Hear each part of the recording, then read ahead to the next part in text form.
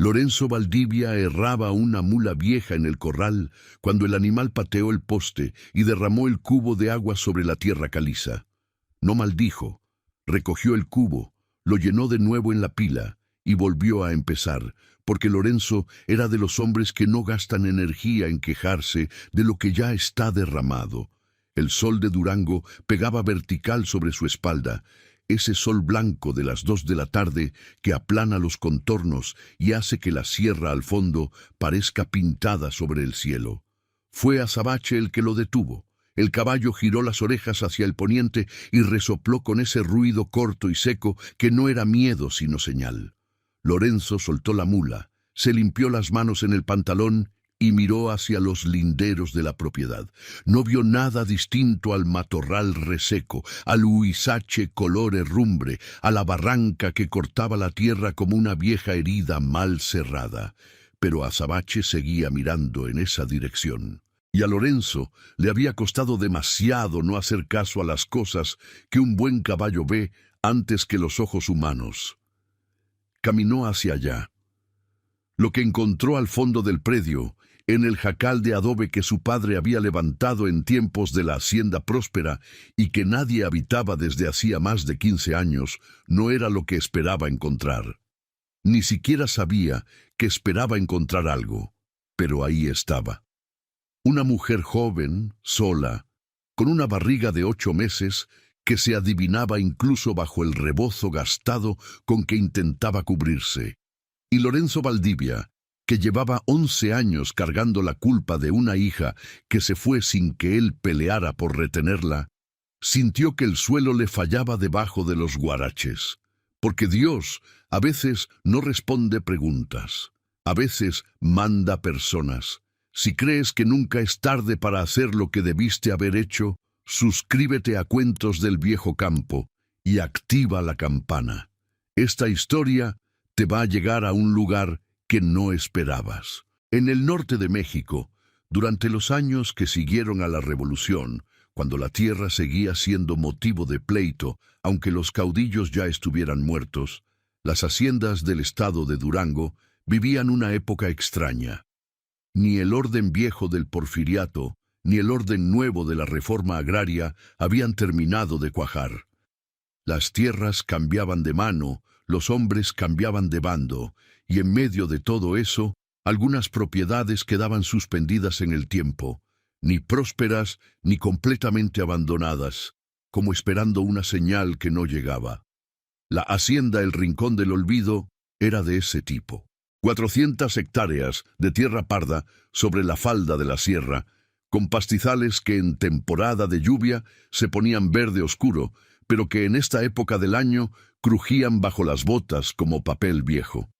Un casco de adobe y cantera labrada que el padre de Lorenzo había construido con los jornaleros de 3 generaciones, con portal ancho, patio central, donde antiguamente se apilaban costales de maíz, y un huerto que Rosario había llenado de bugambilias el primer año de casados. Bugambilias que seguían brotando cada primavera con una fidelidad que a Lorenzo le parecía casi una ofensa, porque la mujer que las plantó llevaba 11 años bajo tierra y las flores no parecían haberse enterado. Lorenzo tenía 41 años y vivía solo en esa vastedad desde hacía más tiempo del que le convenía contar. No era hombre que llamara la atención por su aspecto, aunque tampoco era hombre que pasara desapercibido. De estatura mediana, espalda ancha, de quien conoce el trabajo pesado desde chamaco, piel quemada de un color entre cobre y tabaco, bigote espeso que no recortaba con mucha frecuencia. Siempre usaba camisa de manta color crudo, ceñida al pecho con un cinturón de cuero viejo y un sombrero de fieltro gris que se había amoldado tan perfectamente a su cabeza que parecía parte de él, como las orejas o el ceño. Se quitaba el sombrero para saludar a la gente, porque su madre se lo había enseñado así, que hombre que no descubre la cabeza no merece que nadie lo escuche. Pero hacía tanto que no saludaba a nadie que el gesto se había vuelto un recuerdo muscular antes que un acto consciente. Don Evaristo Calderón llevaba 40 años en esa hacienda. Había llegado de chamaco con el abuelo de Lorenzo, se había quedado con el padre y se había quedado con él, no por costumbre, sino por esa especie de lealtad que los hombres del campo desarrollan hacia la tierra misma y que va más allá de quien la posea en un momento dado. Tenía 63 años. Era delgado como un hilo de agua en verano, con manos tan grandes y callosas que parecían hechas de otro material que el resto del cuerpo, y poseía la cualidad que solo tienen los viejos que han visto mucho sin perderse demasiado, la de decir cosas importantes con pocas palabras, en el momento exacto en que necesitan ser dichas. Evaristo no juzgaba a Lorenzo por su silencio, pero tampoco fingía que el silencio era buena señal.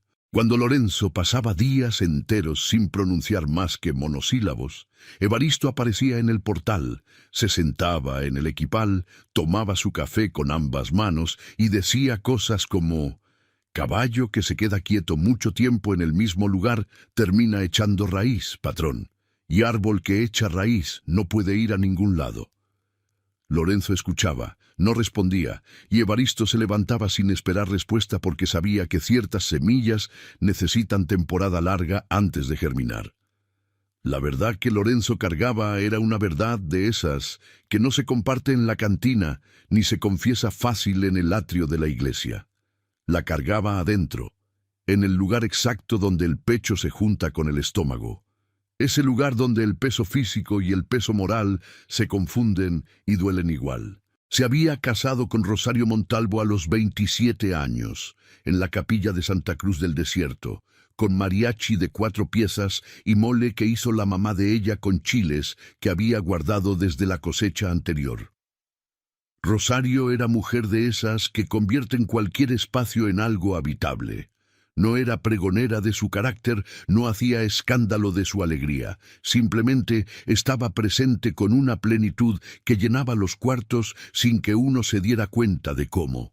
Puso macetas en el portal, aprendió a tostar el café en comal de barro, cantaba canciones de su tierra mientras amasaba, y cuando Estrella nació, el año siguiente del matrimonio, la hacienda entera pareció encontrar para qué existía. Estrella era chiquita y decidida. Tenía los ojos oscuros y grandes de la madre y la terquedad callada del padre. Y Lorenzo, cuando la cargó por primera vez, recién nacida, todavía rojita y arrugada y chillando con unos pulmones que no correspondían a su tamaño, sintió un amor que no sabía que cabía en el pecho humano, un amor que dolía de tan pesado, un amor que hacía que la vida anterior, toda la vida anterior, pareciera un borrador. Pero el campo da y el campo quita, y quien vive pegado a la tierra sabe que no sirve de nada preguntarle razones a lo que viene del cielo. Cuando Estrella tenía 4 años, una fiebre mala recorrió los ranchos de la sierra.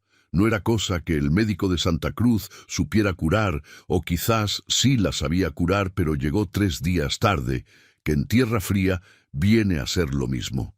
Rosario se acostó el lunes con escalofríos y el viernes ya no reconocía a nadie.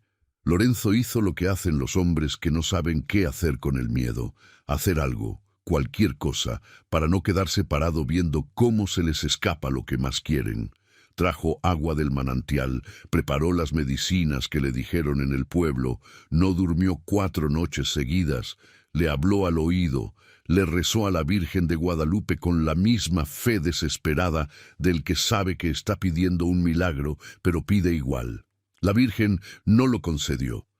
Rosario murió con la mano de Lorenzo entre las suyas, en una madrugada de marzo en que el cielo estaba limpio y lleno de estrellas, como si no supiera lo que estaba pasando dentro de esa habitación. Lorenzo cavó la sepultura al pie del jacarandá que Rosario había plantado el primer año. Insistió en hacerlo solo, porque no quería que ninguna otra mano tocara esa tierra. Y cuando echó la última palada y se quedó parado frente al montículo de tierra fresca con el sombrero en la mano, algo se fracturó en él de un modo que no tiene nombre en español ni en ningún otro idioma que él conociera.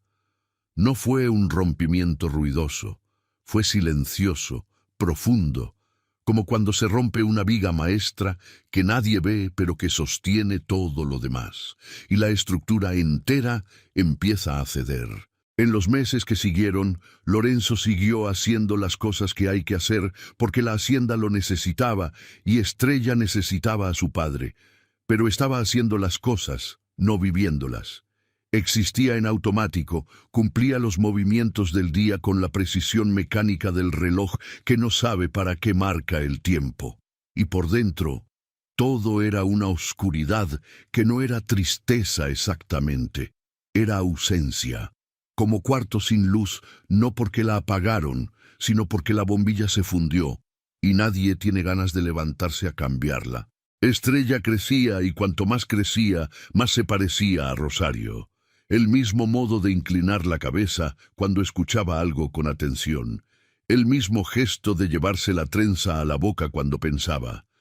Y cada vez que Lorenzo la miraba, veía a la mujer que había perdido, y la distancia entre ver a la hija y ver el recuerdo de la madre se hacía cada vez más corta hasta que se confundían, y el dolor era tan grande que él hacía la cosa más cobarde que un padre puede hacer.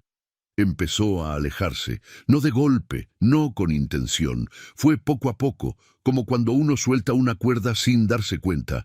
Primero los abrazos que se volvieron más raros, luego las conversaciones que se acortaron, luego las noches en que Lorenzo se quedaba en el portal mirando la sierra, mientras Estrella dormía sola en el cuarto que Rosario había decorado con muñecas de trapo y un zarape de colores. Don Evaristo notaba. Los mozos de la hacienda notaban, hasta los perros parecían notar, porque se acostaban del lado de Estrella en vez del de Lorenzo, como si eligieran dónde había más calor. Y Estrella, que tenía 6 años y era más lista de lo que su edad suponía, notaba que su papá estaba ahí, pero también no estaba, que su cuerpo ocupaba el espacio, pero que alguna parte esencial de él andaba en otro lugar que ella no podía alcanzar. Cuando Estrella cumplió 8 años, llegó a la hacienda doña Carmen Montalvo. Era la madre de Rosario, mujer de hueso duro y carácter más duro todavía, que vivía en la ciudad de Durango y que nunca había terminado de aceptar que su hija se hubiera ido a vivir en un rancho perdido de la sierra. Vino con una propuesta que en realidad era una sentencia.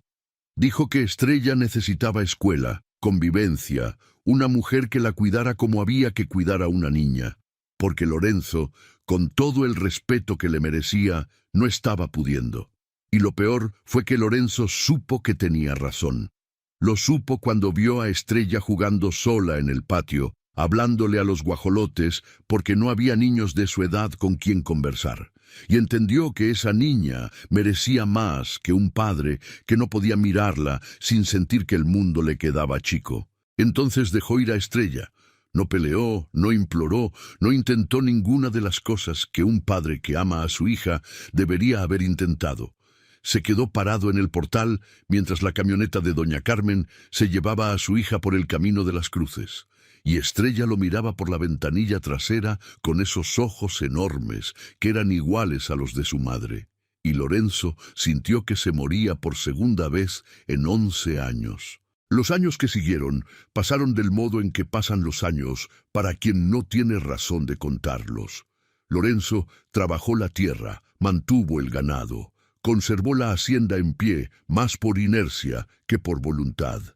Don Evaristo se quedó, porque Evaristo era del tipo de hombre que no abandona a nadie, ni siquiera a quien quiere ser abandonado. La hacienda fue encogiéndose, no en hectáreas, sino en vida. Cuartos cerrados, macetas vacías en el portal donde Rosario ponía flores, y el cuarto de Estrella, ese cuarto con zarape de colores y muñecas de trapo que Lorenzo había cosido con sus propias manos torpes, cerrado con llave. Nadie entraba, nadie tocaba nada. Era un santuario de la culpa, un lugar donde Lorenzo guardaba todo lo que no tenía valentía de enfrentar. Nunca escribió a Estrella. Nunca mandó recado, nunca fue a Durango a verla, porque cada vez que pensaba en hacerlo, la vergüenza le ganaba a la saudade, y la vergüenza de un padre que falló es quizás la cosa más pesada que existe en este mundo. Evaristo intentaba, Aparecía de vez en cuando con papel y tinta, los dejaba sobre la mesa del comedor sin decir nada, como quien deja leña junto a una chimenea apagada. Lorenzo miraba el papel, miraba la tinta y guardaba todo en el cajón del aparador, que fue llenándose de hojas en blanco y de palabras que nunca encontraron la salida. Fue una tarde de octubre, con el calor todavía pegando, aunque ya debería haber cedido, y el cielo de ese amarillo intenso que solo tiene el norte antes de que lleguen los nortes, cuando Lorenzo decidió cabalgar hasta los linderos del poniente. No había razón especial. Lo hacía de vez en cuando, más para gastar el tiempo que por necesidad. Azabache caminaba despacio con ese paso conocedor de caballo, que sabe a dónde va, aunque el jinete no lo sepa del todo. Y Lorenzo iba con el pensamiento en otro lado, tan lejos de ese cuerpo y de esa tierra que casi no notó cuando llegó al viejo jacal de adobe que quedaba en el extremo de la propiedad, pegado al lindero con el cerro. El jacal llevaba más de 15 años sin habitarse. El techo de tejamanil estaba cedido en dos partes. Las paredes de adobe tenían grietas que las lluvias de años habían ido ensanchando, y el huizache había crecido alrededor, como queriendo tragarse la construcción entera. Lorenzo ya iba a pasar de largo cuando vio la ropa. Era poca cosa.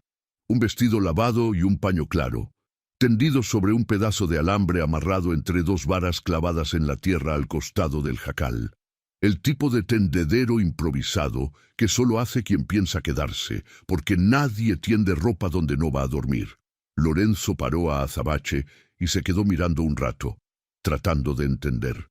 Desmontó despacio, amarró al caballo en un mezquite y caminó hasta la puerta del jacal. La puerta estaba recargada, no cerrada. La empujó con cuidado, se quitó el sombrero por instinto y lo que vio adentro le quitó el piso de debajo de los pies. Era una muchacha joven. No debía tener más de 22 años, tal vez menos. Estaba sentada en el suelo de tierra apisonada, recargada en la pared, con un rebozo delgado sobre las piernas. Usaba un vestido de percal azul deslavado, lleno de remiendos, con los pies descalzos y sucios de polvo de la sierra. Su cabello negro estaba recogido en una trenza que se había ido deshaciendo hasta dejar mechas sueltas enmarcando una cara delgada, de pómulos altos, con esa especie de hermosura que no necesita arreglarse porque está hecha de hueso y de determinación. Estaba embarazada, muy embarazada. La barriga redonda se marcaba claramente contra el tela del vestido y ella la sostenía con las dos manos, como quien carga la cosa más valiosa del mundo y al mismo tiempo la más frágil. Cuando lo vio en la puerta, sus ojos se abrieron del modo en que Lorenzo conocía bien. Era miedo puro, ese miedo que pone rígido el cuerpo y acelera el corazón y hace calcular en fracciones de segundo si es mejor correr o quedarse quieta y rezar para que no pase nada. Ella se encogió contra la pared, cubriendo la barriga con los brazos, haciéndose chiquita como si pudiera desaparecer dentro de sí misma. Lorenzo sintió una opresión en el pecho que no sentía desde hacía años. No era lástima, era algo más hondo, más viejo, como si alguna parte de él que llevaba dormida demasiado tiempo hubiera recibido un sacudón brusco. Levantó las dos manos despacio, mostrando que no cargaba nada. Se quedó en el marco de la puerta sin avanzar ni un paso y habló con la voz más quieta que pudo sacar. Esa voz que usaba con el ganado asustado, con cualquier criatura que necesitara entender que no corría peligro. Dijo que se llamaba Lorenzo, que esa tierra era suya, pero que ella no tenía nada que temer, que no le iba a pasar nada. La muchacha no respondió. Lo miraba con esos ojos oscuros que eran al mismo tiempo jóvenes y demasiado viejos. Ojos que ya habían visto lo que ninguna muchacha de esa edad debería haber visto. Lorenzo sintió el peso de cada palabra que pudiera decir. Iba a ser medida, juzgada, puesta en la balanza de alguien que había aprendido de la peor forma posible que las palabras de los hombres no siempre valen lo que cuestan. Miró alrededor del jacal. Vio un zarape raído en el rincón haciendo las veces de colchón. Vio unas tortillas duras envueltas en un trapo. Vio una jícara con agua que ya debería haberse cambiado.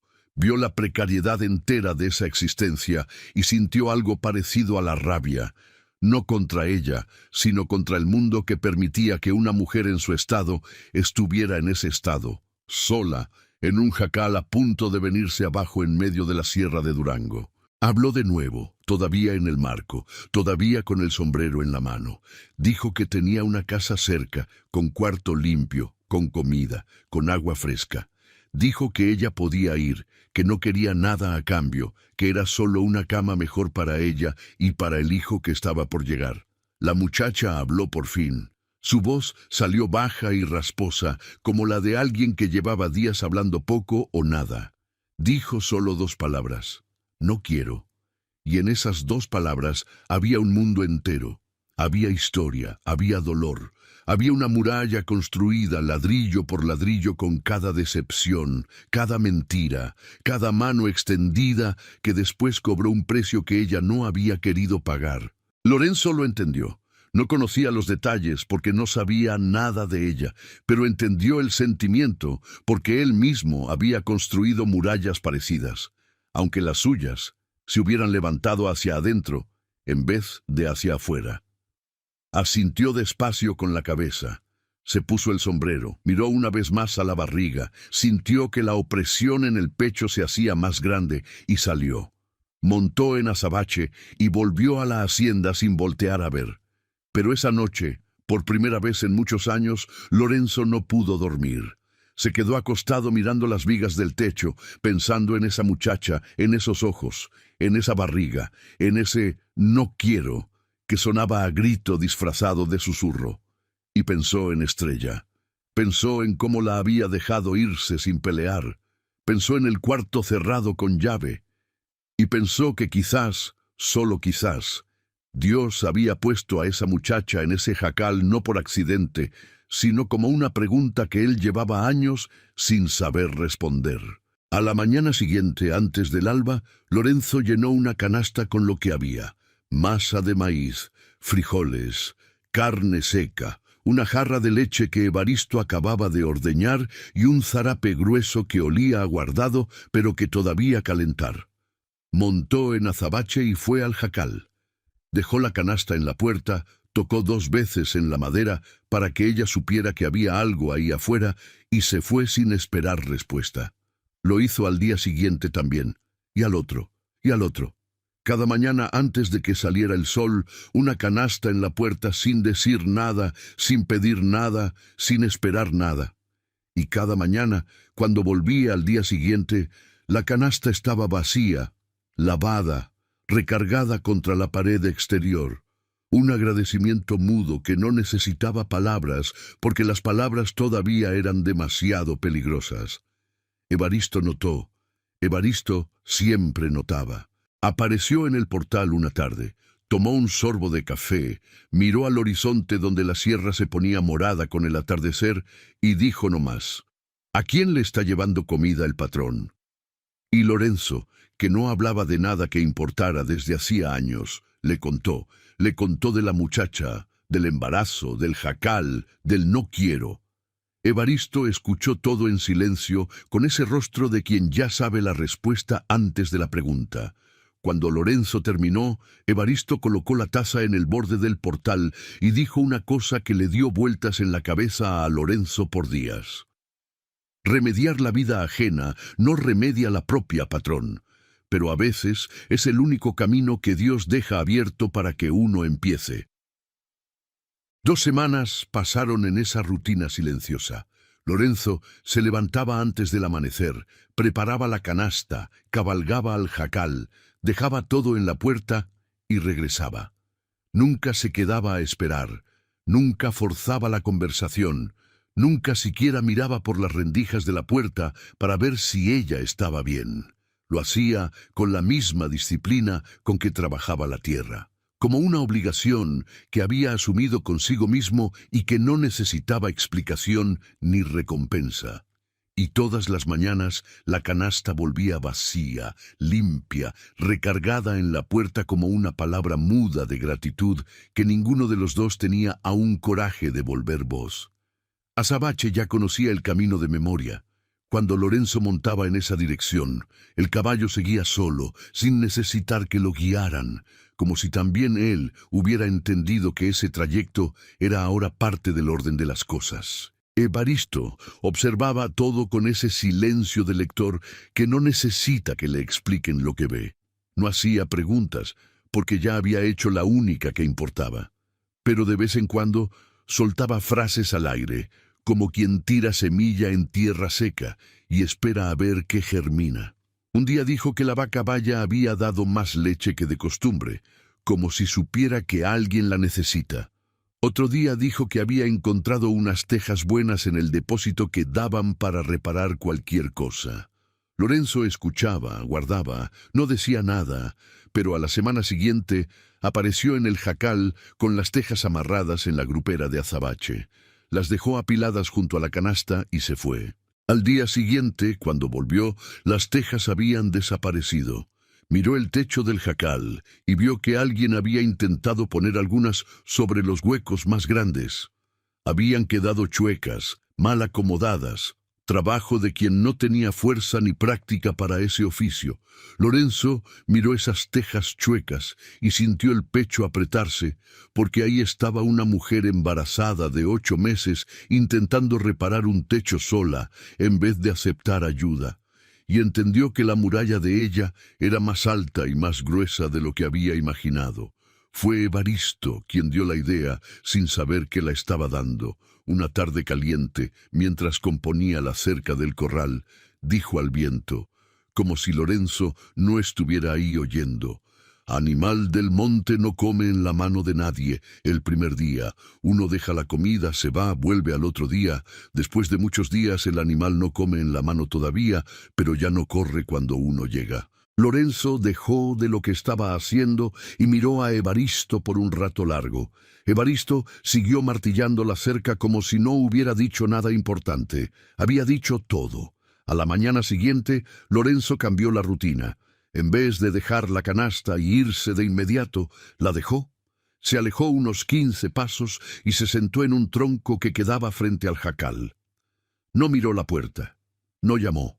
Se quedó ahí sentado, quieto, con el sombrero en las rodillas, mirando hacia la sierra como si tuviera todo el tiempo del mundo y no hubiera ningún lugar mejor donde estar. Permaneció así casi 1 hora. Cuando se levantó para irse, vio por el rabillo del ojo que la puerta del jacal estaba abierta a una rendija. Alguien lo había observado todo el tiempo. Al día siguiente hizo lo mismo, y al otro, siempre a la misma distancia, siempre el mismo silencio, siempre el mismo respeto por ese espacio que ella había creado alrededor de sí misma, como un cerco invisible. En la 4ª mañana, cuando ya llevaba sentado unos 40 minutos, escuchó pasos detrás de él, pasos leves, cuidadosos, como los de alguien que se acerca pero todavía no ha decidido si se va a quedar. No se volteó, siguió mirando la sierra con el corazón golpeando más fuerte que de costumbre, pero el cuerpo completamente quieto. Ella se sentó en el suelo a unos 6 pasos de él. No dijo nada, él tampoco. Se quedaron los dos en silencio mirando en la misma dirección, como si estuvieran viendo algo que solo existía entre la tierra y el cielo a esa hora de la mañana. El sol subía despacio, las chachalacas hacían su escándalo en el monte y unos zanates negros pasaban en formación sobre el mezquital. Después de un rato que podían ser 10 minutos o 40, ella habló. Dijo que se llamaba Alma, solo eso. El nombre, como quien entrega una moneda chica para ver si el otro la guarda o se la roba. Lorenzo asintió despacio con la cabeza y dijo que él ya se había presentado el primer día, y después guardó silencio de nuevo, porque entendió que cualquier palabra de más podía echar a perder lo que estaban haciendo ahí, que era una cosa frágil, hecha de silencio y de presencia, y que necesitaba tiempo para arraigar. Alma volvió al jacal sin decir más nada, Pero al día siguiente, cuando Lorenzo se sentó en el tronco, ella salió más pronto y se sentó más cerca, a unos 4 pasos. Y esta vez, cuando el silencio ya estaba cómodo para cargar una palabra, dijo que el manantial que bajaba de la cañada estaba llegando muy poquito. Lo dijo como quien comenta el tiempo, sin pedir nada, sin esperar nada. Lorenzo dijo que podía traer agua de la hacienda al día siguiente. Ella no respondió, pero tampoco dijo que no quería. Y ese silencio, que no era negativa, Lorenzo lo leyó como el primer pedazo de confianza que ella estaba dispuesta a soltar. Los días fueron pasando y el ritual fue tomando forma. Lorenzo traía la canasta, se sentaba en el tronco, Alma salía del jacal y se sentaba cerca, y se quedaban juntos, sin hablar mucho. A veces él contaba cosas de la tierra, cuando era tiempo de sembrar, cómo leer las nubes para saber si venía agua, qué hacía el ganado cuando olía el cambio de temperatura. Cosas pequeñas, seguras, que no pedían nada a cambio y que no invadían ningún lugar que ella no quisiera abrir. Alma escuchaba con atención y de vez en cuando hacía una pregunta corta, práctica, como alguien que aprende a confiar en las palabras antes de confiar en quien las dice. Lorenzo nunca preguntó de dónde venía. Nunca preguntó quién era el padre de la criatura. Nunca preguntó por qué estaba sola, porque sabía, lo sabía en lo más hondo del pecho, que esas preguntas eran puertas que solo ella podía abrir cuando estuviera lista, y que cualquier intento de forzarlas iba a cerrar todo de nuevo, quizás para siempre. Lo que Lorenzo no sabía y que Alma cargaba adentro como una herida que no cicatriza, era una historia que empezaba en una hacienda cafetalera al otro lado de la sierra, muchas leguas hacia el sur, en los límites con el estado de Zacatecas. Alma Serrano había sido criada por su tía Gregoria, hermana de su madre, que murió en el parto. El padre era un hombre sin cara que nadie en la familia mencionaba, porque no merecía ser mencionado. Tía Gregoria era mujer dura, no por maldad, sino porque la vida la había hecho así antes de que ella pudiera aprender otro modo de ser. Crió a Alma con lo básico: comida en el plato, ropa en el cuerpo, techo sobre la cabeza, pero sin abrazo, sin caricia, sin ninguna de esas cosas que hacen que una criatura entienda que es querida. Cuando Gregoria murió de un mal del pecho que fue apagando la llama de a poco, Alma tenía 17 años, y ningún lugar en el mundo al que llamar suyo. Así llegó a la hacienda La Cumbre Vieja, propiedad de don Máximo Treviño, trabajó en la cocina, lavó ropa, sirvió mesa, durmió en un cuartito del fondo que olía a humedad y que se encharcaba cuando llovía recio. Don Máximo era hombre de bienes y poca alma, de los que tratan a los peones como si fueran parte del mobiliario de la hacienda. Alma aprendió pronto a ser invisible, agachar la cabeza, no cruzar la mirada, hacer el trabajo y desaparecer. Era una vida chica, apretada, pero era una vida. Y entonces apareció Ignacio Treviño, el hijo menor del patrón. Ignacio tenía 26 años, sonrisa fácil, y ese tipo de encanto que los hijos de haciendas aprenden a usar desde chamaco como quien aprende a usar las espuelas, sin pensar, porque ya viene de fábrica. Reparó en Alma de una manera que le revolvió el estómago. Empezó a buscarla, a dejar detalles en su cuartito, a decirle cosas bonitas cuando no había nadie oyendo. Alma no era tonta.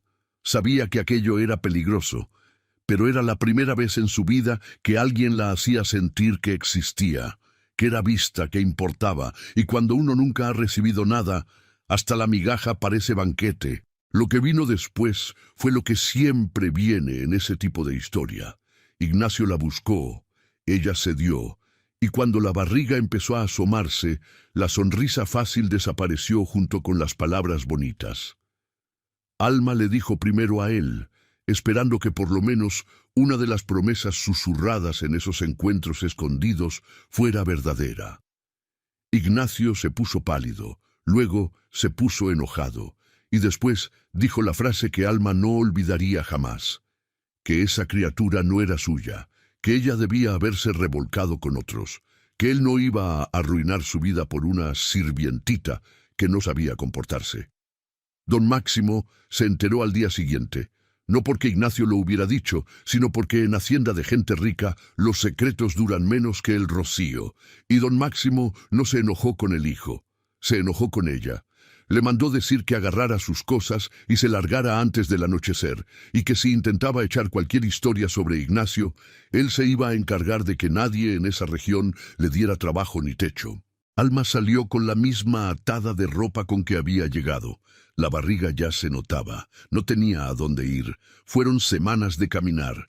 Durmió en orillas de camino, en capillas abandonadas, en cualquier lugar que ofreciera un techo y algo de protección contra el sereno de la sierra. Comió lo que encontró, nopales, tunas, pedazos de tortilla que gente compasiva le daba cuando la veían pasar con cara de quien no ha dormido bien desde hace tiempo. El cuerpo dolía, los pies sangraban, y el miedo era una compañía constante que caminaba a su lado como sombra que no se va ni de noche. Miedo de perder al bebé, miedo de no encontrar refugio, miedo de hombre, de cualquier hombre, porque el único que le había dicho que la quería fue el mismo que la tiró a la calle. Cuando encontró el jacal abandonado en las tierras de Lorenzo, era el fin de todo lo que aguantaba. Entró, se acostó en el suelo de tierra y lloró hasta que el sueño la venció. Y cuando despertó, decidió que ahí se iba a quedar, aunque fuera el último lugar del mundo, porque por lo menos ahí nadie le mandaba y nadie podía expulsarla de nuevo. Lorenzo no sabía nada de esto, pero lo sentía. Lo sentía en el modo en que ella se encogía cuando él hacía un movimiento brusco. Lo sentía en esa mirada que medía cada gesto suyo como esperando el golpe. Lo sentía en la manera en que sostenía la barriga, siempre con las dos manos, como si el mundo entero fuera una amenaza y solo ella pudiera proteger lo que cargaba adentro. Y cada vez que sentía esas cosas, pensaba en Estrella, pensaba en cómo había fallado en proteger a su propia hija, y algo adentro de él empezaba a encenderse de a poco, como brasa que el viento sopla despacio hasta que se vuelve llama. Una mañana, cuando ya llevaba casi un mes de canastas y silencios, Lorenzo llegó al jacal y encontró a Alma sentada afuera, recargada en la pared. Su cara estaba pálida, más pálida de lo que debería, y sostenía la barriga con una expresión que él reconoció antes de que ella dijera nada. Desmontó de azabache rápido y se acercó, pero se detuvo antes de llegar demasiado cerca, porque incluso en ese momento el respeto por el cerco invisible de ella era más fuerte que la urgencia. Le preguntó si estaba sintiendo algo, si el bebé se movía, si necesitaba ayuda. Alma dijo que llevaba con cólicos desde la madrugada, que el dolor venía y se iba y que tenía miedo. La palabra salió de ella como si le hubiera costado arrancarla, porque Alma no era de las que admitían miedo, ante nadie y mucho menos ante un hombre, pero el dolor era más grande que el orgullo, y el miedo de perder a ese bebé era más grande que cualquier muralla. Lorenzo actuó como actúa, quien sabe que hay situaciones que no permiten dudar. Le dijo que necesitaba llevarla a la hacienda, que ahí había cama, agua caliente, condiciones para cuidarla bien, y antes de que ella pudiera decir «no quiero», agregó que la traería de vuelta al jacal en cuanto mejorara, que no iba a detener a nadie, que era solo hasta que pasara el dolor. Alma lo miró un rato largo con esos ojos que pesaban y medían y juzgaban. Y luego hizo que sí con la cabeza. Un gesto chico, casi imperceptible, pero que para Lorenzo pesó como si el mundo entero hubiera cambiado de lugar. La ayudó a subir a azabache. Fue la primera vez que la tocó. Le sostuvo el brazo con cuidado, como quien agarra cosa de barro fino, y sintió el temblor que recorrió el cuerpo de ella cuando la mano de él encontró su piel. No era frío, era miedo, miedo del contacto, miedo de la cercanía, miedo de confiar en el tacto de otro ser humano después de todo lo que había vivido. Lorenzo llevó a Azabache de la rienda, caminando a pie al lado del caballo, tardando casi 1 hora en recorrer el trayecto que él solo hacía en 20 minutos. porque cada paso brusco podía hacerle daño y él no iba a permitir que esa muchacha sintiera más dolor del que ya estaba cargando. Cuando llegaron a la hacienda, Evaristo estaba en el portal, miró a Alma en el caballo, miró a Lorenzo llevando la rienda a pie, y no dijo nada. Entró a la casa y fue a preparar el cuarto de huéspedes, el que quedaba al fondo del corredor, lejos del cuarto de Lorenzo, porque Evaristo entendía de gente lo suficiente para saber que esa muchacha necesitaba distancia, tanto como necesitaba techo. Alma estuvo 3 días en la hacienda. Los 2 primeros casi no salió del cuarto. Lorenzo le dejaba la comida en la puerta, igual que hacía en el jacal. Y Evaristo preparaba tés de manzanilla y hierba santa que le ponía junto al plato, sin explicación, porque Evaristo era de los que ayudan sin hacer de la ayuda un acontecimiento. Los cólicos pasaron al segundo día. Doña Feliciana Paredes, la partera de Santa Cruz del Desierto, a quien Evaristo fue a buscar a caballo, examinó a Alma y dijo que el bebé estaba bien, que era fuerte, que esos dolores eran el cuerpo preparándose y que no había motivo de alarma. Alma escuchó todo callada, con la mano en la barriga y la vista en el suelo. Pero cuando doña Feliciana salió del cuarto, Lorenzo oyó desde el corredor un llanto quedo, sofocado, y entendió que ese llanto no era de dolor, era de alivio. Al tercer día, Alma apareció en el portal en la mañana. Lorenzo estaba ahí tomando café, mirando al patio donde los guajolotes andaban de un lado a otro. Ella se sentó en el otro extremo del portal, lejos, pero ahí, y por primera vez miró alrededor de la hacienda con ojos que no eran de miedo, sino de curiosidad. Vio la casa grande, el corral, la huerta que Evaristo mantenía en el fondo, el jacarandá, que en esa época del año estaba cargado de flores y que pintaba el suelo de morado. No dijo nada del jacarandá, pero lo miró el tiempo suficiente para que Lorenzo notara que le parecía hermoso, y casi le dijo que ahí estaba enterrada Rosario, pero tragó las palabras, porque ese era un peso que pertenecía a él, y que no cabía en esa mañana que estaba siendo por primera vez en mucho tiempo casi liviana. Alma dijo que quería volver al jacal. Lorenzo sintió el pecho apretarse, pero asintió sin discutir, porque había prometido que no iba a detener a nadie, y era hombre de palabra.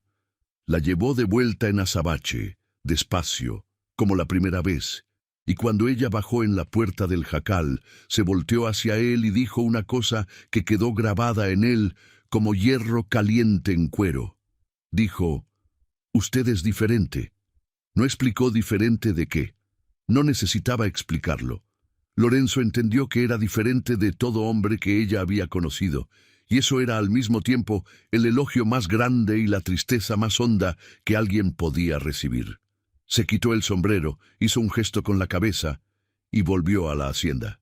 Esa noche, por primera vez, Lorenzo abrió el cajón del aparador donde guardaba el papel y la tinta. Los miró por un rato largo. No escribió nada, pero tampoco cerró el cajón. Y allá en el jacal, esa misma noche, Alma se acostó en el zarape que él había traído semanas antes. Sintió al bebé patear fuerte contra la palma de su mano y pensó que quizás, solo quizás, no todos los hombres del mundo eran iguales. Era un pensamiento chiquito, frágil como brote de planta en tierra seca, pero estaba ahí. Y a veces es todo lo que Dios necesita para empezar a mover una historia. Las semanas que siguieron fueron de avances pequeños, que, vistos de lejos, parecían casi nada, pero que para quienes los vivían eran enormes, del tamaño de montaña. Alma continuó en el jacal porque era el lugar donde ella mandaba, donde nadie le daba órdenes y donde la puerta era suya para abrir o cerrar cuando quisiera, pero la hacienda de Lorenzo fue convirtiéndose en una presencia constante en su rutina, como el sol que sale todos los días por el mismo lado de la sierra, aunque uno no lo esté esperando. Iba cada 2 o 3 días, siempre caminando despacio por el camino de las cruces, siempre cargando la barriga con las 2 manos, y se quedaba en el portal unas horas. No entraba a la casa. Se sentaba afuera en un banco de madera que Evaristo había puesto ahí como quien no quiere nada, pero que estaba exactamente en el lugar correcto para que alguien descansara y mirara el patio sin sentirse encerrada entre cuatro paredes. Evaristo fue el primero en romper el hielo de verdad, no porque lo intentara, sino porque Evaristo tenía ese don de la gente sencilla que hace que las cosas pasen sin forzarlas. Un día que Alma estaba sentada en el portal y Lorenzo había ido al potrero de arriba a ver el ganado, Evaristo apareció con 2 tazas de café y le ofreció una sin decir más que «está calientito». Alma aceptó. Los dos se quedaron ahí en silencio tomando café, hasta que Evaristo señaló una nube al norte y dijo que esa nube tenía cara de agua, que iban a tener que recoger la ropa del tendedero antes del mediodía. Alma miró la nube y dijo que a ella se le hacía que no, que esa nube iba pa'l otro lado. Evaristo la miró con un respeto nuevo en la cara y dijo que podría ser. Que mujer encinta a veces acertaba esas cosas mejor que cualquier almanaque. Alma casi sonrió. No llegó a ser sonrisa completa, pero el rincón de la boca se movió de un modo que Evaristo guardó para contarle a Lorenzo después, porque aquello era victoria que merecía ser registrada. La barriga de Alma crecía cada día. Ya estaba en el 8º mes y el bebé se movía con una fuerza que a veces la sorprendía. Patadas firmes que ella sentía en las costillas, en los costados, en lugares que parecían imposibles para un ser tan pequeño. Doña Feliciana aparecía cada semana para revisarla. Palpaba la barriga con manos que sabían exactamente lo que buscaban. Ponía el oído y escuchaba el corazón del bebé con esa concentración de quien escucha algo sagrado. Después decía que todo iba bien, que el chamaco era fuerte, que iba a nacer grande. Alma siempre le preguntaba cómo sabía que era chamaco, y doña Feliciana siempre respondía lo mismo, que barriga puntiaguda es niño y barriga redonda es niña, y que esa barriga ahí era la más puntiaguda que había visto en los últimos tiempos. Alma no creía en esas cosas, pero tampoco discutía, porque había un consuelo en esa certeza de mujer vieja que sabía de partos como Lorenzo sabía de tierra. Fue en una de esas visitas que doña Feliciana jaló a Lorenzo aparte y le habló bajito, con ese tono que usan las mujeres cuando quieren decir algo serio sin espantar a nadie.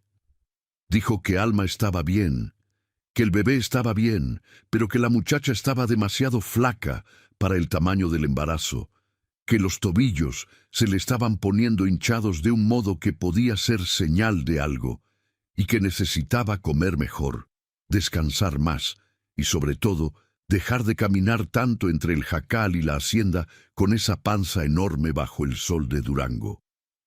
Lorenzo escuchó todo callado, y se pasó el resto del día pensando qué hacer, porque sabía que ofrecerle de nuevo que se viniera a vivir a la hacienda podía sonar a presión, y presión era lo último que esa muchacha necesitaba. Fue Evaristo, de nuevo, quien resolvió sin resolver. Al día siguiente, cuando Alma llegó al portal, Evaristo estaba pintando la puerta del cuarto de huéspedes, el mismo donde ella había estado durante los cólicos. Alma le preguntó qué estaba haciendo y Evaristo respondió sin mirarla que estaba arreglando el cuarto porque le sobraba pintura y cuarto cerrado se pudre. Luego agregó, como quien comenta sobre el tiempo, que si alguien quisiera usar el cuarto no tenía que pedir permiso, que puerta abierta es puerta abierta. Alma no respondió. Pero esa tarde, cuando Lorenzo fue a dejar la canasta al jacal, encontró la atada de ropa de Alma amarrada y lista junto a la puerta. Ella estaba sentada afuera con la mano en la barriga, y cuando él llegó, dijo no más que aceptaba el cuarto, pero que era por el bebé, no por ella. Lorenzo se quitó el sombrero y dijo que entendía, y por dentro sintió algo que no había sentido en mucho tiempo, algo caliente, parecido a propósito, parecido a la sensación de que quizás la vida todavía tenía algo guardado para él. Alma se instaló en el cuarto de huéspedes con la misma desconfianza de un gato que entra a casa nueva y pasa semanas durmiendo con un ojo abierto. Los primeros días, Apenas salía del cuarto, comía adentro, dormía adentro, y cuando necesitaba agua o ir al baño, caminaba por la casa pegada a la pared, como queriendo ocupar el menor espacio posible. Lorenzo la dejó encontrar su propio ritmo. No tocaba la puerta, no jalaba conversación, no hacía nada que pudiera parecer invasión. Dejaba la comida en una charola en el corredor, y cuando volvía, la charola estaba vacía, siempre limpia, como en los tiempos del jacal. Evaristo actuaba igual. Mantenía distancia, pero se aseguraba de que todo funcionara, que hubiera leña en el fogón, agua fresca en la jarra, y que la casa tuviera ese olor a café y a frijoles de olla que hace que cualquier lugar parezca más seguro. Lo que cambió las cosas fue una noche de lluvia. La primera lluvia fuerte de la temporada, de esas que llegan con viento y truenos y hacen temblar el adobe de las paredes. Alma despertó asustada con un relámpago que sacudió los vidrios de la ventana y cuando se sentó en la cama oyó un ruido que venía de la cocina. Se levantó despacio, con el corazón acelerado y ese miedo viejo que nunca se iba del todo, y fue hasta la puerta del cuarto. La abrió una rendija y miró. Lorenzo estaba en la cocina, de espaldas a ella, preparando algo en el fogón. No había oído que ella abrió la puerta. No sabía que lo estaban observando. Estaba haciendo atole. Lo movía con una cuchara de madera despacio, con ese cuidado de quien está haciendo algo que importa, y de vez en cuando levantaba la cuchara para ver el punto. La luz del quinqué echaba sombras largas en su cara, y Alma notó algo que antes no había notado. Lorenzo estaba cansado. No el cansancio del que trabajó demasiado en un día, sino el cansancio del que lleva cargando peso demasiado tiempo. Tenía ojeras hondas, los hombros caídos, y había en él una tristeza que no era nueva. Era vieja, instalada, como si fuera parte de la estructura de su cuerpo igual que los huesos. Él se volteó y vio a Alma en la rendija de la puerta. Los dos se miraron un instante, y Lorenzo no se disculpó ni se explicó. Nomás levantó el cazo y dijo que había hecho atole, porque noche de tormenta fuerte pide atole caliente. Alma salió del cuarto y se sentó en la mesa de la cocina. Era la primera vez que se sentaba en esa mesa, la primera vez que estaba en un cuarto de la casa que no fuera el de huéspedes. Lorenzo puso un tazón frente a ella y otro para él, y los dos comieron en silencio, mientras la lluvia golpeaba el techo con una fuerza que parecía querer derrumbar todo. Pero el techo aguantaba porque Lorenzo había remendado cada teja, reforzado cada viga, sellado cada grieta que el tiempo había abierto, y esa casa, por más triste que fuera, era sólida como el dolor que la sostenía. Después del atole, Alma no regresó al cuarto. Se quedó en la cocina con las manos alrededor de la taza caliente, mirando la lluvia por la ventana. Y entonces, sin que Lorenzo preguntara nada, empezó a hablar. Contó todo. Contó de tía Gregoria, de la Cumbre Vieja, de Ignacio y sus mentiras, del corrimiento, de las semanas en el camino. Habló bajito, sin emoción aparente, como quien cuenta una historia que le pasó a otra persona, porque era el único modo de poder decir esas cosas sin desbarrancarse. Lorenzo escuchó cada palabra sin interrumpir, sin hacer cara de lástima, sin intentar arreglar nada con frases bonitas. Solo escuchó con esa atención total de quien entiende que a veces el mayor regalo que uno puede darle a alguien es quedarse quieto y recibir el peso que la otra persona necesita soltar. Cuando Alma terminó, el silencio quedó pesado entre los dos, pero era un peso diferente. Era el peso de algo que había sido cargado demasiado tiempo y que por fin estaba en el suelo. Lorenzo la miró y dijo que lo sentía mucho. 2 palabras, sin adorno, sin discurso, sin promesa. Solo eso. Y Alma, que no había llorado frente a nadie desde meses, sintió que los ojos le ardían. No lloró, porque la muralla todavía era alta. Pero los ojos le ardieron, y Lorenzo lo vio, y ese ardor en los ojos de ella le dolió a él más que cualquier cosa que hubiera sentido en años. Después de esa noche, Alma cambió. No de golpe, no completamente, sino del modo en que cambia la tierra después de la primera lluvia. De adentro hacia afuera, despacio, sin anunciarse. Empezó a salir del cuarto más temprano, empezó a ayudar en la cocina, aunque Lorenzo le decía que no tenía que hacerlo, que debía descansar. Pero Alma tenía ese orgullo de quien no acepta vivir de favor sin dar nada a cambio. Y cocinar era algo que sabía hacer bien, porque los años en la cocina de don Máximo, al menos, habían servido para eso. La comida de ella era diferente a la de Lorenzo y Evaristo. Tenía sazón que ellos no conocían, un modo de juntar cosas simples que convertía frijoles con arroz en algo que hacía cerrar los ojos y agradecer. Evaristo, después del primer almuerzo que Alma preparó, miró a Lorenzo con ese mirar suyo que decía más que cualquier frase y dijo no más que la cocina de esa casa no iba a ser la misma nunca más. Y había el portal donde Rosario ponía flores y que después se quedó pelón por años. Alma empezó a poner cosas ahí sin pedir permiso. Primero fue una lata con una mata de epazote que ella encontró en el monte. Luego fue un trapo bordado que hizo con retazos que Evaristo le consiguió. Luego fue un ramo de flores del campo que recogía en las caminatas cortas que todavía hacía cerca de la casa. Lorenzo vio cada una de esas cosas aparecer y no dijo nada, pero las sintió cada una como si fueran una mano gentil, quitando una capa de polvo de algo que él creía muerto, pero que solo estaba dormido. Fue en esa época cuando Lorenzo empezó a hacer una cosa en secreto. Cada noche, después de que Alma se dormía y Evaristo se iba a su cuartito en la parte trasera, Lorenzo iba al corredor de la casa y se detenía frente a la puerta cerrada. La puerta del cuarto de Estrella. Se quedaba ahí varios minutos con la mano en la manija, sintiendo el metal frío contra la palma, y luego volvía a su cuarto sin abrir. Hizo eso durante una semana entera. A la octava noche, giró la llave. La puerta abrió con ese chirrido de cosa que no se mueve desde hace tiempo, y el aire que salió de adentro era detenido, viejo, con olor a polvo y a pasado. Lorenzo entró y se quedó parado en la oscuridad un momento antes de encender el quinqué.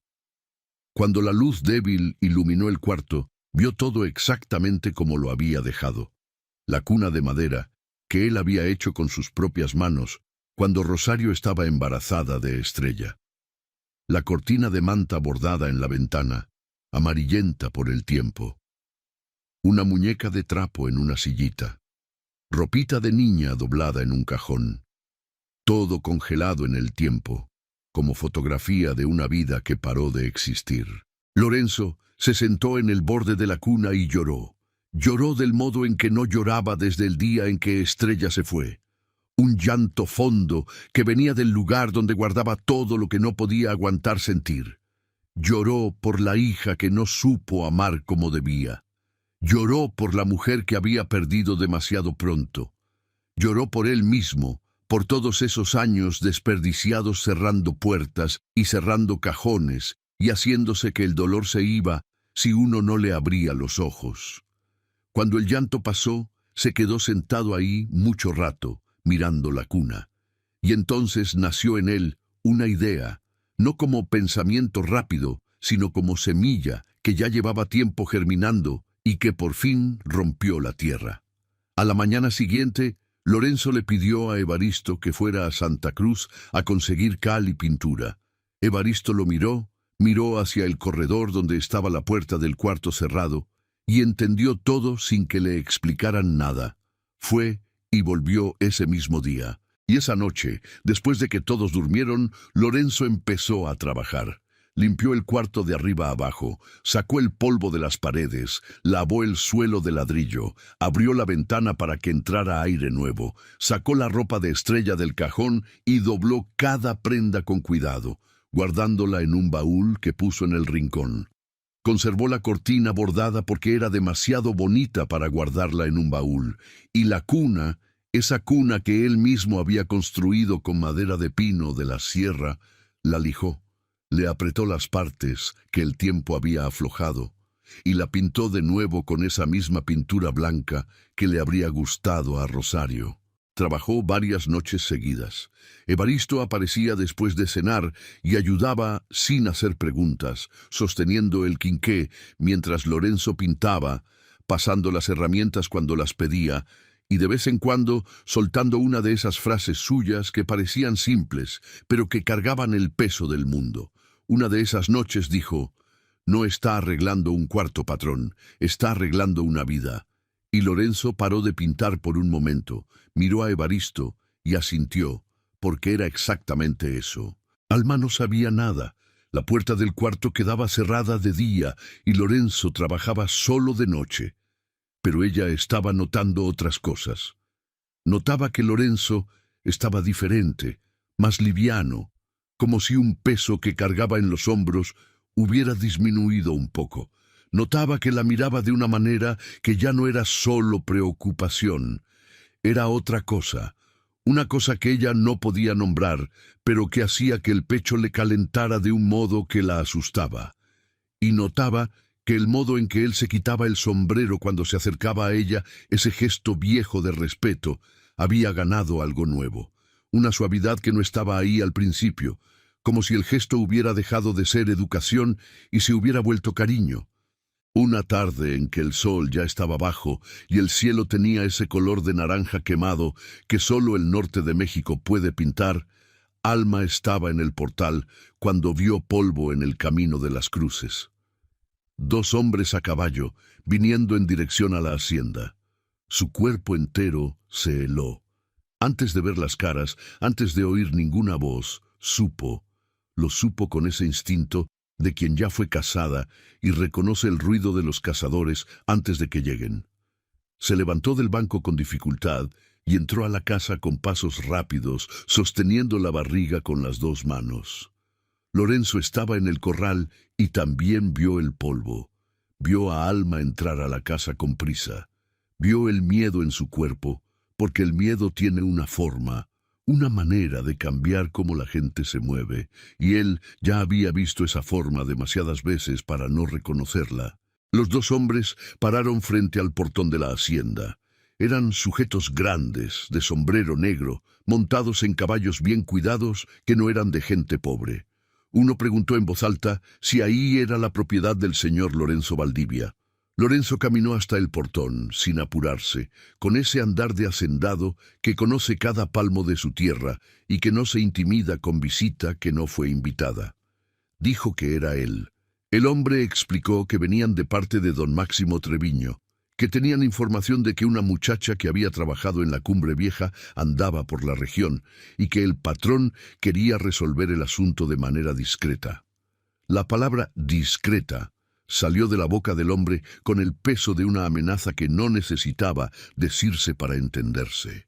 Lorenzo escuchó todo con la cara cerrada, sin mover un músculo.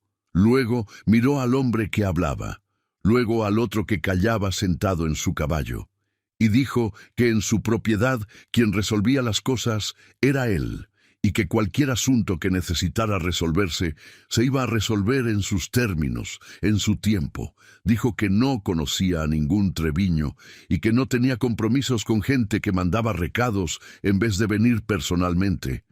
Y dijo, con una voz que no era alta pero que cortaba el aire como machete, que si esos dos caballeros no estaban fuera de su propiedad antes de que el sol tocara la sierra, iban a descubrir que hacendero solitario no significa hacendero manso. Los hombres se miraron entre sí. Había algo en los ojos de Lorenzo que no era fanfarronería, sino certeza. El tipo de certeza que viene de quien no tiene nada más que perder, y que por eso mismo es peligroso de verdad. El que hablaba jaló las riendas del caballo, escupió en el suelo y dijo que don Máximo iba a saber de esto. Lorenzo respondió que podía mandar al patrón entero si quería, que ahí iba a estar esperando. Los dos se fueron por el mismo camino de las cruces por donde habían llegado, levantando polvo, y Lorenzo se quedó parado junto al portón hasta que desaparecieron completamente en el horizonte. Cuando entró a la casa, encontró a Alma en el corredor, recargada en la pared, temblando. Su cara estaba mojada de lágrimas que no había podido contener. Sostenía la barriga con una fuerza que tenía los dedos blancos. Dijo con la voz partida que se iba a ir, que no quería traerle problemas, que don Máximo era gente peligrosa y que ella no valía el pleito que iba a venir. Lorenzo se detuvo frente a ella y se quitó el sombrero como siempre, y la miró con una mirada que tenía todo adentro. El dolor de haber perdido a Rosario, la culpa de haber dejado ir a Estrella, los años de soledad, y esa cosa nueva que había nacido en el pecho que ya no podía negar. Dijo que ella no se iba a ningún lado. Dijo que esa casa era grande y firme y que había sido construida para proteger a quien estuviera adentro. Y dijo que don Máximo podía mandar cuantos hombres quisiera, que ninguno la iba a tocar a ella ni al bebé mientras él tuviera sangre corriendo. Alma lo miró por un tiempo, que parecía caber la vida entera, y luego preguntó con una voz tan chica que casi se perdió en el silencio del corredor: ¿por qué hace todo esto? Y Lorenzo sabía la respuesta. La sabía desde hacía tiempo, pero no había encontrado el momento de decirla hasta ahora. Le tomó la mano con cuidado, como quien toma cosa sagrada, y la llevó por el corredor hasta la puerta que había estado cerrada con llave por años. Abrió la puerta y encendió el quinqué. Alma vio el cuarto, las paredes limpias, pintadas de blanco, la cortina bordada en la ventana, la cuna de madera lijada y pintada con un zarape doblado adentro que Evaristo había cosido con sus manos grandes. Vio y entendió que eso no era un cuarto cualquiera. Era un cuarto que ya había cobijado a una niña, que ya había guardado sueños de padre, y que ahora estaba ahí, abierto, renovado, esperando. Lorenzo habló. Dijo que ese cuarto había sido de su hija Estrella. Dijo que Estrella se había ido hacía años y que él no había peleado para quedarse con ella. Dijo que había cerrado ese cuarto porque no aguantaba mirar la cuna vacía y recordar todo lo que había hecho mal. Dijo que pasó años escondiéndose detrás del trabajo y del silencio y de la soledad, porque era más fácil que enfrentar la verdad de que había fallado como padre. Y luego miró la cuna, miró la barriga de Alma y dijo las palabras que cambiaron todo. No supe ser padre de mi hija, le fallé de un modo que no tiene perdón. Pero este chamaco que viene llegando no tiene por qué nacer sin padre, no tiene por qué crecer creyendo que nadie en el mundo quiso quedarse. Le apretó la mano y su voz tembló, pero no falló. Si usted me lo permite, yo puedo ser el padre, no por obligación, no por lástima, porque quiero.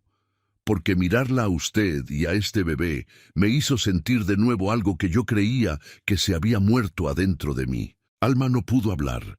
Las lágrimas vinieron con una fuerza que ella no pudo contener, un llanto que venía del fondo del lugar donde guardaba todo lo que había tragado desde el día en que Ignacio la tiró al camino. Lloró de miedo, de alivio, de rabia de todo lo que había sufrido y de algo nuevo que estaban haciendo ahí en ese cuarto que olía a pintura fresca y a segunda oportunidad. Lorenzo no la abrazó, porque sabía que todavía no era el momento. Solo se quedó ahí, sosteniéndole la mano, dejando que ella llorara todo lo que necesitaba llorar. Y cuando el llanto fue bajando y Alma levantó la cara mojada y lo miró, Lorenzo vio en sus ojos algo que no estaba ahí antes. No era confianza completa, todavía no, pero era la puerta de la muralla abriéndose por primera vez, de verdad. Los días que siguieron a esa noche en el cuarto de Estrella fueron distintos de todos los otros. No porque algo grandioso hubiera cambiado por fuera. La hacienda seguía igual. El calor seguía igual. Evaristo seguía soltando sus frases al aire como quien siembra sin apuro. Pero por dentro, en las partes que nadie ve, algo se había movido. Alma dejó de caminar por la casa pegada a la pared. Empezó a sentarse en la silla de la cocina en las mañanas junto a Lorenzo, tomando café mientras el sol subía y las chachalacas hacían su alboroto en el monte. No conversaban mucho, porque ninguno de los dos era de hablar de más, pero el silencio entre ellos había cambiado de calidad. Antes era el silencio de dos extraños que comparten un techo. Ahora era el silencio de dos personas que saben cosas la una de la otra y que eligieron quedarse de todas formas. Lorenzo notaba las cosas chicas que iban cambiando. Notaba que Alma había puesto el epazote más cerca de la puerta de la cocina, donde le daba el sol de mañana. Notaba que ella había barrido el portal sin que nadie se lo pidiera y que había puesto una palangana con agua fresca para que Azabache bebiera cuando llegaba del potrero. Notaba que canturreaba bajito cuando creía que nadie la oía. Una melodía sin letra que subía y bajaba como brisa pasando en el zacatal, y que ese sonido hacía que la casa pareciera menos vacía de un modo que ni las flores en el portal podían lograr. Y notaba que cuando él se quitaba el sombrero cerca de ella, los ojos de ella ya no tenían ese brillo de miedo. Tenían otra cosa, una cosa tibia que él no se atrevía a nombrar, porque nombrar las cosas es el primer paso para aferrarse a ellas. Y Lorenzo todavía le tenía miedo a aferrarse. La amenaza de don Máximo no volvió en forma de hombres a caballo, pero quedó flotando como nube negra que uno no sabe si va a tronar o si va a pasar. Lorenzo, que no era hombre de quedarse esperando que el problema llegara solo, tomó providencias a su manera. Fue a Santa Cruz del Desierto, habló con gente que conocía, contó la situación sin dar más detalles de los necesarios, porque en tierra de campo la palabra de un hacendero honesto todavía vale algo. Volvió con la certeza de que si los hombres de don Máximo aparecían de nuevo, no iban a encontrar solo a él. Vecinos con quienes apenas se saludaba desde hacía años habían dicho que estaban al pendiente, que camino vigilado es camino seguro, y que patrón que manda gente armada a tierras ajenas no es patrón que merece respeto. Evaristo, cuando se enteró, dijo nomás que ya era tiempo de que Lorenzo recordara que no vivía en una isla, y que vecino bueno es como cerca buena. Solo funciona si alguien la cuida. Alma supo de las providencias sin que nadie le contara, porque mujer que ha vivido en el peligro aprende a leer las señales. Y las señales estaban todas ahí. El rifle que apareció colgado en la pared de la sala, limpio y cargado. El perro que Evaristo trajo de un rancho vecino, animal grande y atento, que dormía en el portal y se levantaba con cualquier ruido extraño. El modo en que Lorenzo empezó a cerrar el portón de la hacienda al anochecer, cosa que nunca había hecho antes.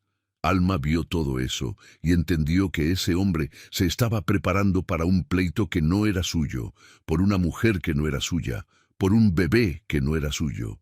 Y ese entendimiento fue lo que finalmente derrumbó el último pedazo de muralla que ella todavía mantenía en pie. Una tarde en que el calor había dado tregua y una brisa fresca bajaba del lado de la sierra, Alma salió de la casa y caminó hasta el jacarandá. Lorenzo la vio desde la ventana de la cocina y el cuerpo entero se le puso tenso, porque ella no sabía lo que había bajo ese árbol.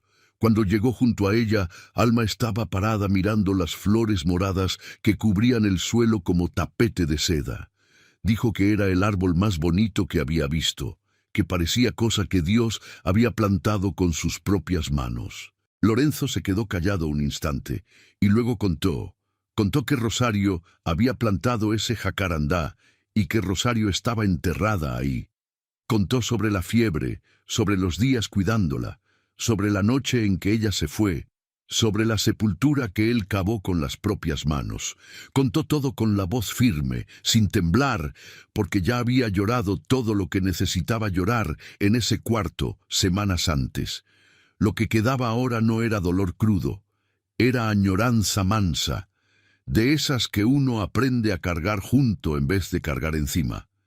Alma escuchó todo y no dijo nada por un rato.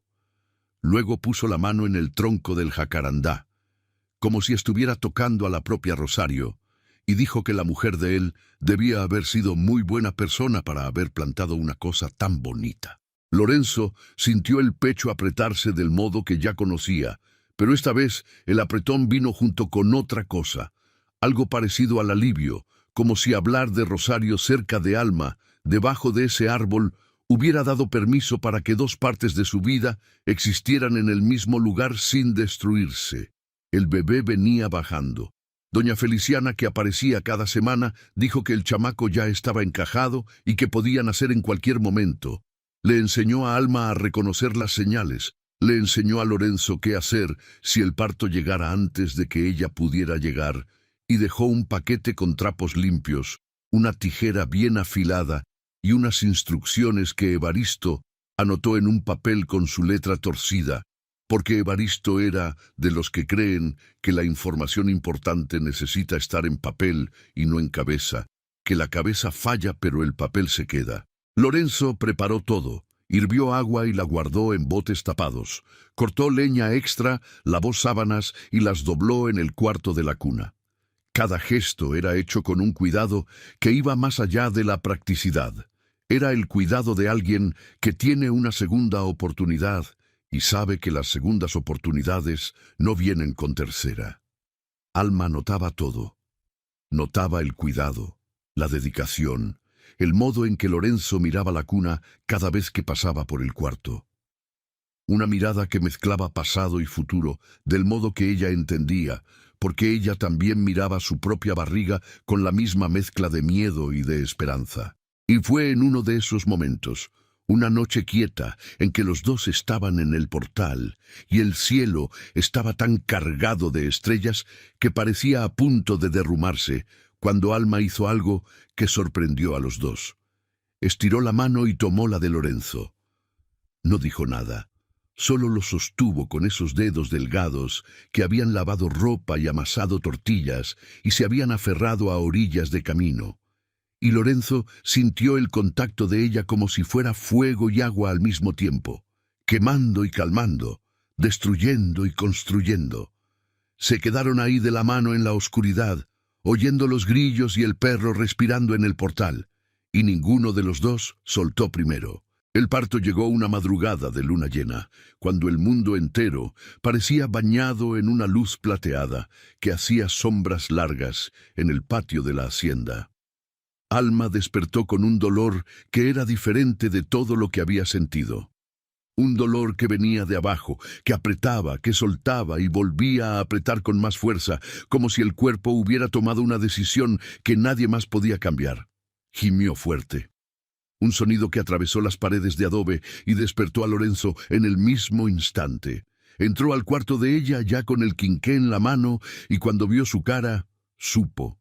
Supo porque ya había visto ese rostro antes, en la noche en que Estrella nació, en la cara de Rosario, esa mezcla de dolor y de determinación que solo tiene mujer en trabajo de parto, como si el cuerpo entero estuviera peleando la pelea más antigua del mundo. Evaristo fue a buscar a doña Feliciana.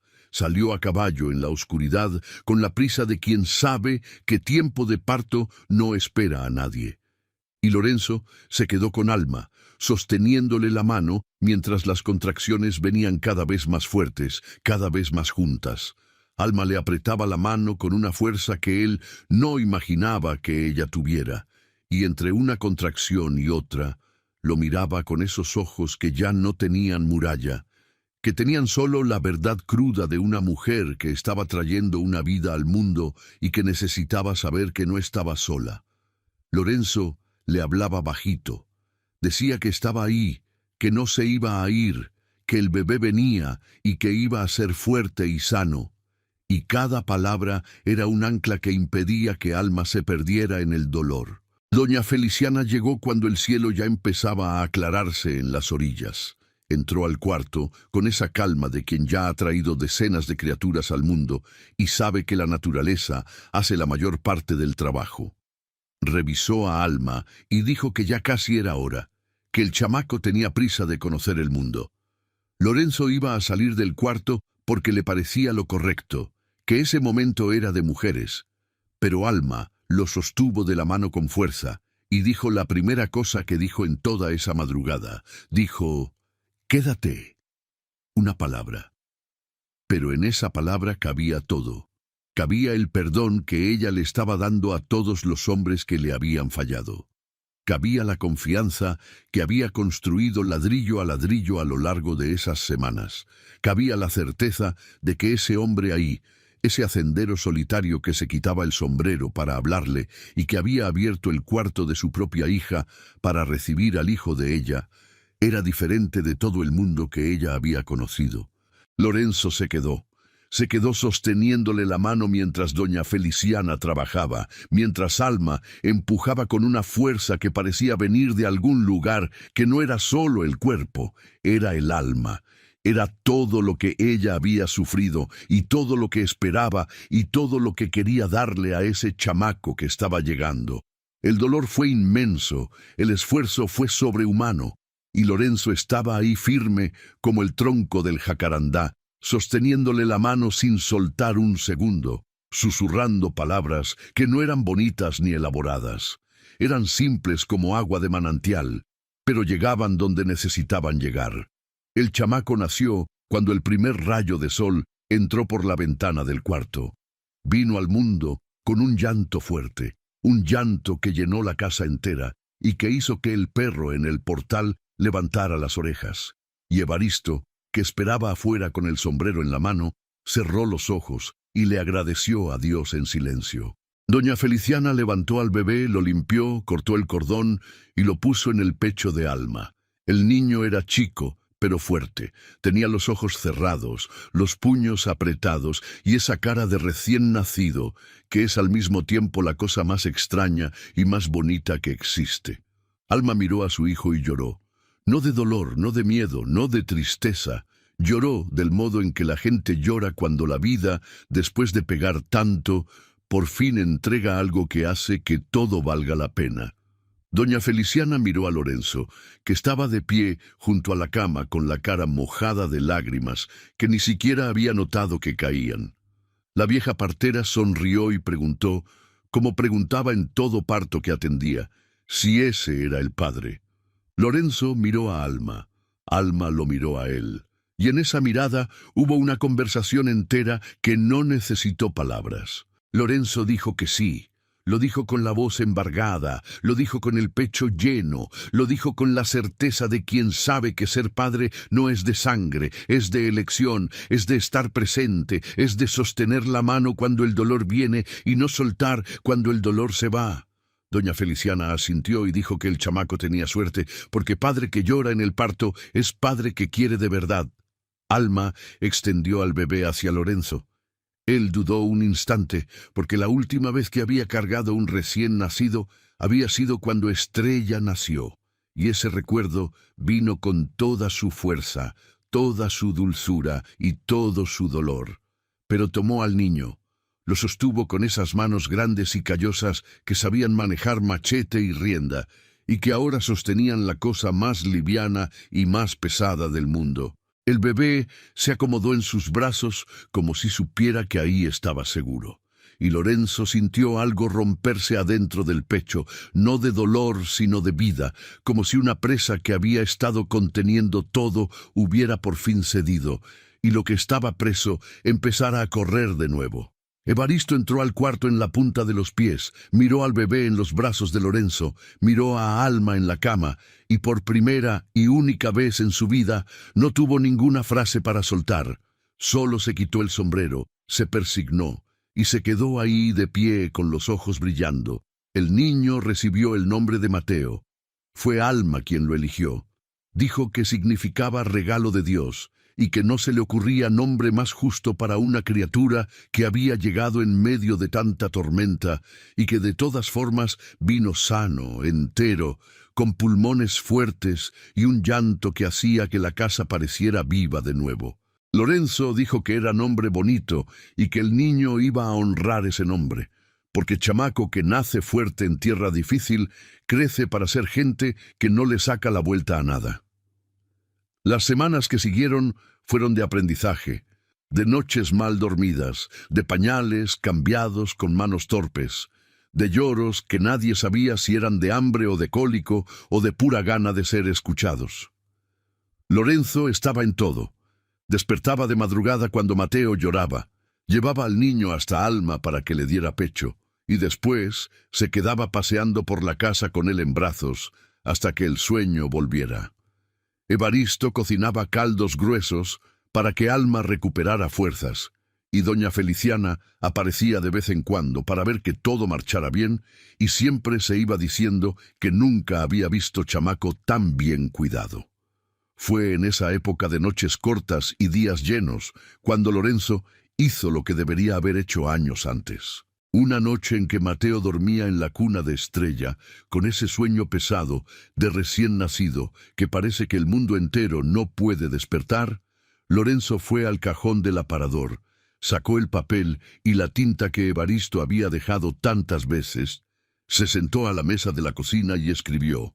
Le escribió a Estrella, no una carta larga, no una carta llena de disculpas elaboradas. Escribió como escribía todo en la vida, directo, con el corazón en la mano y la verdad en la punta de la pluma. Dijo que la extrañaba todos los días. Dijo que había cometido errores, que lo sabía, y que no tenía valor de pedir perdón porque no se sentía con derecho.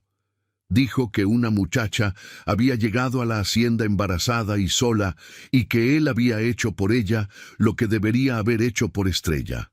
Dijo que ahora tenía un niño, Mateo, y que cada vez que lo miraba en la cuna donde Estrella había dormido, sentía que la vida le estaba dando una oportunidad de ser mejor, y que la iba a agarrar con las dos manos, aunque le temblaran. Y al final escribió que si algún día ella quería volver, la puerta estaba abierta, que siempre lo había estado, y que el jacarandá que su mamá había plantado seguía floreciendo cada año, como si Rosario estuviera ahí, asegurándose de que la belleza no se fuera junto con ella. Dobló la carta, la metió en un sobre y a la mañana siguiente se la entregó a Evaristo para que la llevara al correo en Santa Cruz. Evaristo agarró el sobre, miró a Lorenzo y dijo no más. Tardó, pero llegó. Y se fue con el sobre en el bolsillo del chaleco y una sonrisa que no hizo ningún esfuerzo por esconder. Los meses pasaron, y la hacienda renació de un modo que Lorenzo ya no creía posible. Alma cuidaba la casa, la huerta, a Mateo y a Lorenzo, aunque esto último ella no lo admitía en voz alta. Lorenzo trabajaba la tierra con una energía que Evaristo decía no haberle visto desde los tiempos del abuelo. El ganado engordó, la siembra creció, el portal se llenó de flores y el sonido de Mateo riendo, esas risas de bebé que son la cosa más pura que existe en la faz de la tierra, llenó cada rincón de esa casa que había estado vacía demasiado tiempo.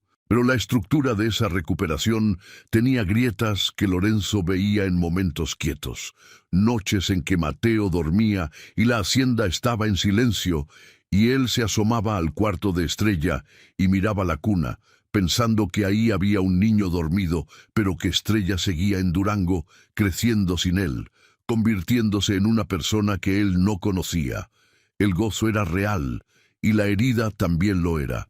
Y Lorenzo había aprendido, más lento de lo que debería, que no todas las heridas sanan, que algunas simplemente se vuelven parte de uno, como la cicatriz que deja una quemada. La piel cierra pero el trazo queda, y algunos días duele más que otros. Alma lo veía.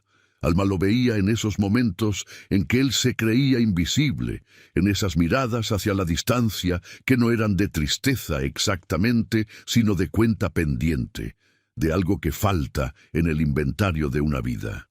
Y una noche, cuando Mateo ya tenía 3 meses y dormía como piedra y Evaristo ya se había retirado, Alma se sentó junto a Lorenzo en el portal y dijo, mirando la sierra oscura, que nadie que hubiera amado a alguien como él había amado a Rosario y a Estrella, podía simplemente no extrañarlos, y que pretender que el dolor no existía no era fortaleza, era miedo disfrazado de fortaleza, que ella lo sabía bien, porque ella había hecho exactamente eso por meses, disfrazado su miedo de dureza.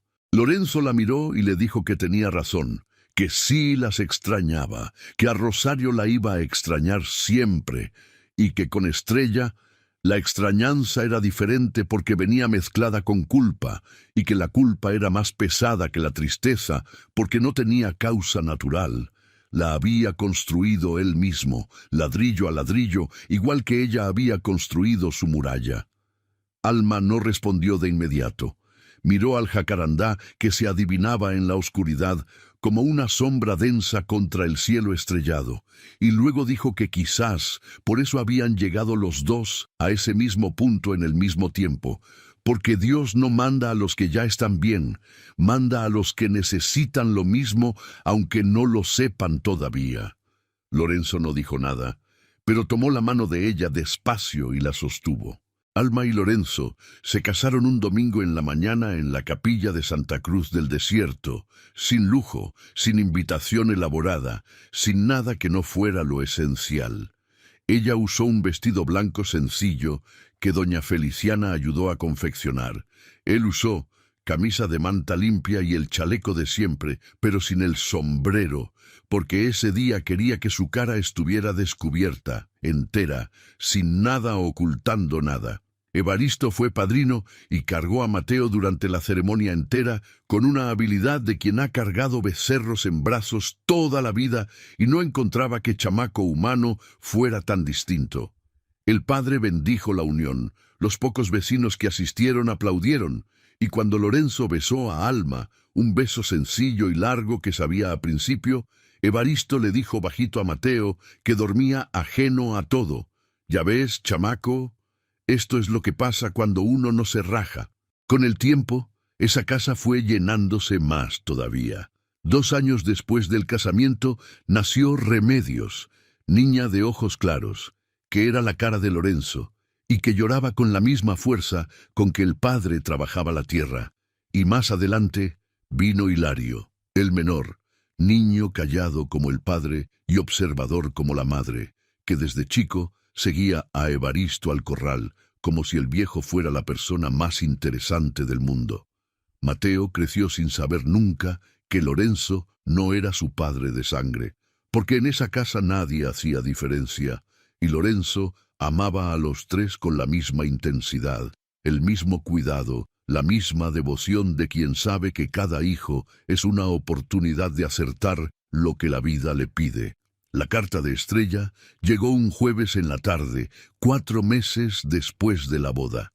Evaristo la trajo de Santa Cruz, junto con los mandados de la semana, y se la entregó a Lorenzo en el portal sin decir nada, porque sabía que ese momento era sagrado y que las palabras iban a estorbar. Lorenzo miró el sobre por un rato largo, con las manos temblando de un modo que no podía controlar. Alma apareció en la puerta de la cocina con Mateo en brazos, vio el sobre, vio la cara de Lorenzo y entendió. Se sentó junto a él en el banco del portal y le puso la mano en la rodilla. Porque a veces uno no necesita palabras, necesita saber que hay alguien ahí. Lorenzo abrió la carta. La letra de Estrella era fina, delicada, diferente de todo lo que él conocía. Y se dio cuenta de que su hija había crecido, se había vuelto una persona que él no conocía, que tenía una caligrafía, un modo de expresarse, una vida entera que él había perdido. Estrella escribía que había recibido la carta y que había llorado al leerla. Escribía que por mucho tiempo le había tenido rabia, una rabia de niña que no entiende por qué el papá la dejó ir sin pelear, pero que con el tiempo la rabia fue convirtiéndose en otra cosa, una añoranza mezclada con una pregunta que nunca había tenido respuesta, y que ahora, leyendo las palabras de él, la pregunta por fin tenía respuesta. Escribía que quería conocer a Mateo, que quería ver la hacienda de nuevo, que quería ver el jacarandá de su mamá y que quería ver a su papá si él todavía quería ser visto. Lorenzo no pudo terminar de leer la primera vez. Tuvo que parar, respirar, dejar que las lágrimas pasaran y luego volver. Alma se quedó junto a él todo el tiempo con Mateo dormido en el regazo. Y cuando Lorenzo terminó de leer y levantó la cara, ella vio en él algo que no había visto antes. Vio paz. No la paz de quien resolvió todo, porque no todo se resuelve, sino la paz de quien por fin dejó de correr de su propia vida y aceptó que equivocarse es parte y que empezar de nuevo es un derecho que Dios le da a cualquiera, aunque uno sienta que no lo merece. Pero la paz tenía textura. No era lisa ni simple, era como la superficie del río después de la lluvia, quieta por encima y con corriente adentro, porque Estrella seguía en Durango con 11 años de distancia entre ellos, porque Rosario seguía bajo el jacarandá, porque había cosas que el tiempo no iba a devolver, aunque Lorenzo viviera 100 años más en esa hacienda. El final de ese capítulo no era un cierre limpio, era una apertura difícil, con cicatriz y todo. Lorenzo dobló la carta, la guardó en el bolsillo del chaleco junto al pecho y miró a Alma y a Mateo. Miró la hacienda alrededor, el portal con flores, el patio donde el perro dormía al sol, el jacarandá que brillaba al fondo como una promesa que se cumple cada año. Y entendió que la vida no está hecha de las cosas que uno planea, sino de las que aparecen en el camino cuando ya uno había dejado de planear. Una muchacha embarazada en un jacal abandonado, un bebé que nace en una madrugada de luna llena, una carta que llega un jueves en la tarde, una segunda oportunidad que nadie pidió, pero que Dios entregó de todas formas porque Dios es así, terco en la bondad, insistente en la esperanza y paciente con los hijos que tardan en entender que merecen ser amados. Y también porque Dios sabe que sanar no es olvidar lo que dolió, es aprender a cargarlo sin que aplaste, que la alegría no reemplaza al dolor, lo acompaña, que se puede florar el domingo en el atrio de la capilla y extrañar a los ausentes en la misma tarde, y que ambas cosas son verdad al mismo tiempo. Evaristo apareció en el portal al final de esa tarde, tomó su café, miró al horizonte donde el sol ya se estaba bajando detrás de la sierra y dijo la última frase que necesitaba ser dicha. Dijo: «Esta hacienda estuvo callada mucho tiempo, patrón. Ahora hasta el viento que pasa por aquí parece que viene silbando», y venía. Quien pasara por el camino de las cruces en esa hora iba a ver una casa grande de adobe con portal florido, un hombre de chaleco viejo sentado en un banco con el menor en brazos, una mujer joven recargada en su hombro con la mirada en la sierra, un niño corriendo por el patio y una niña colgada del brazo de un viejo flaco que tomaba café en un rincón. Iba a pensar que eso era familia que siempre había existido, que siempre había sido de ese modo. No iba a saber que cada uno de ellos había llegado ahí roto, solo, cargando piedras que parecían demasiado grandes para cualquier hombro. No iba a saber que esa casa había estado vacía por años, que esa cuna había estado guardada detrás de una puerta con llave, que esa mujer había dormido en orillas de camino, que ese hombre había llorado solo debajo de un jacarandá tantas veces que ya había perdido la cuenta. No iba a saber nada de eso. Y quizás era mejor así, porque lo que importaba no era de dónde habían venido, era dónde estaban ahora. Y donde estaban ahora era juntos. A veces la vida no nos da una segunda oportunidad en las mismas circunstancias. A veces nos da algo completamente diferente.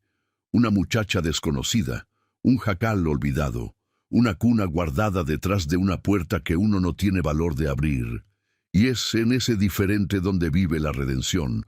Lorenzo no volvió en el tiempo, no deshizo los errores que cometió con Estrella, no trajo de vuelta a Rosario, pero aprendió que el perdón no viene de reparar el pasado, viene de tener el valor de construir algo nuevo en el presente, aunque le tiemblen las manos, aunque el corazón esté lleno de cicatrices y de cuentas pendientes.